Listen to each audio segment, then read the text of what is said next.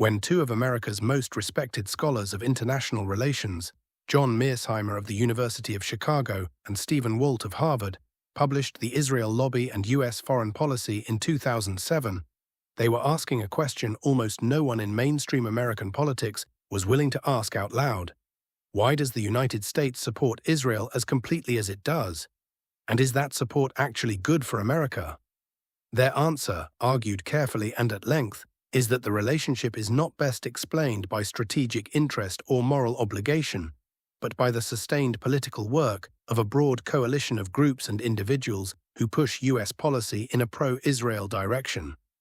The book matters because it tried to move a genuinely taboo subject into the realm of ordinary policy debate, where allies and commitments are weighed by whether they serve the national interest.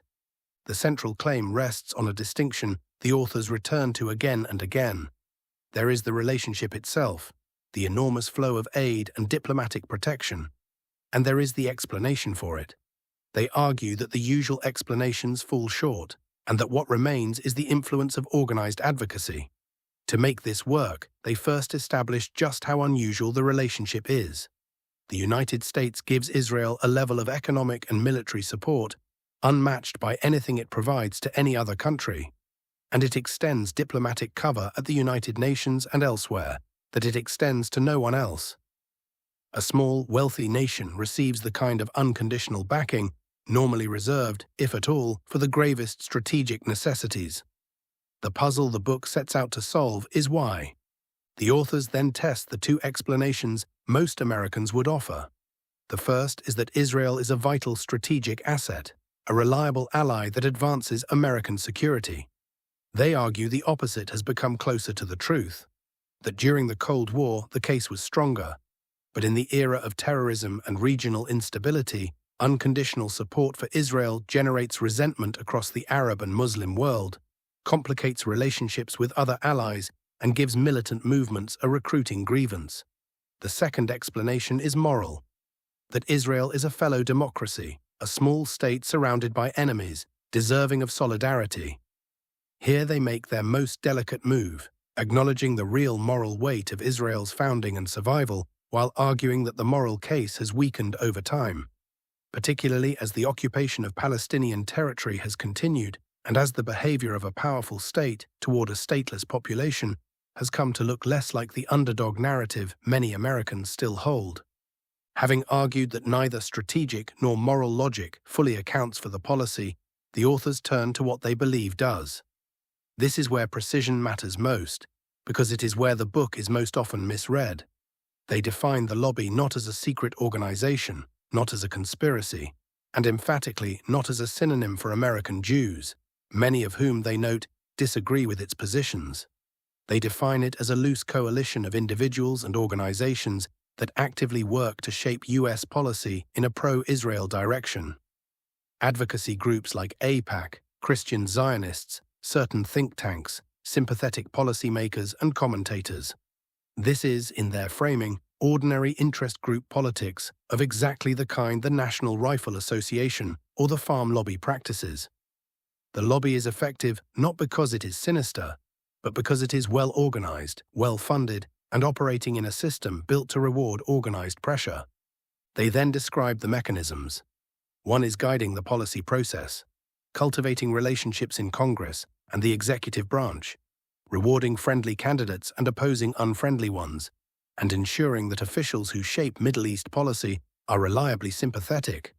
The other, which the authors treat as equally important, is dominating public discourse, shaping how the issue is discussed in media, universities, and public life, partly by working to marginalize critics, including, the authors argue, through the charge of anti-Semitism deployed against people raising policy criticisms in good faith. This second mechanism is what made the book itself so controversial, because the authors were in effect describing the very dynamic they expected to face for having written it. The second half of the book applies the thesis to specific episodes. The treatment of the Israeli-Palestinian conflict argues that lobby pressure has pushed Washington toward reflexively backing Israeli positions, even when a more balanced posture would have better served American interests and the prospects for peace. The most explosive chapter concerns the 2003 invasion of Iraq, where the authors argue that pro-Israel figures, especially neoconservatives inside and around the administration, were among the war's most energetic advocates. They are careful here, and the care is often lost in summary. They do not claim Israel or the lobby caused the war single-handedly, nor that this was the only factor, but that it was an important contributing one.